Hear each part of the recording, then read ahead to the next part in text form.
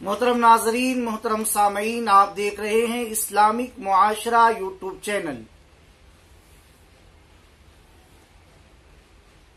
इस्तिंजा पाखाना करते वक्त किस अंदाज में बैठना चाहिए, या जब घर की तामीर हो तो बैतुल खला लेटरिन किस तरह बनानी चाहिए, इसके बारे में कई लोगों ने सवालात किए। तो इसका बड़ा आसान जवाब ये सुन लेते हैं कि जब भी पेशाब करने के लिए बैठे, पाखाना के लिए बैठे, तो पेट भी और पीठ भी ये किबला की तरफ नहीं होनी चाहिए,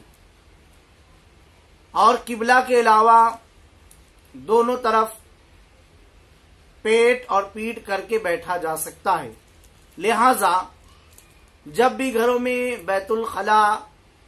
या गुस्ल खाना बनाने की हाजत आए तो इस अंदाज में बनाया जाए कि उसमें जब उसका जो रुख होना चाहिए वो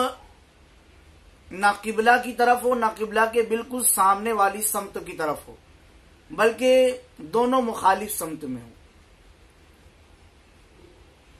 ना पीठ किबला की तरफ हो, ना पेट किबला की तरफ हो, जिसे इस्तिकबाल और इस्तिदबार कहा जाता है। बल्कि ये गुस्ल के दौरान अगर ऐसा करेगा जानबूझकर या इस तरह होगा तो ये नाजायज व हराम और गुनाह का काम है। अगर गुस्ल करते वक्त याद आ जाए तो चाहिए कि फौरन किबला से फिर जाए, और अगर तहबंद पहनकर नहा रहा है तो अगर इस्तिकबाल भी हो गया, यानी किबला की तरफ पीठ हो गई या पेट हो गया, तो इसकी शरीयत ने इजाजत दी है। लिहाजा घर वगैरह बनाते वक्त इस बात का लिहाज रखा जाए कि जो लेटरिन का हांडा होता है उसे इसी अंदाज में फिट कराया जाए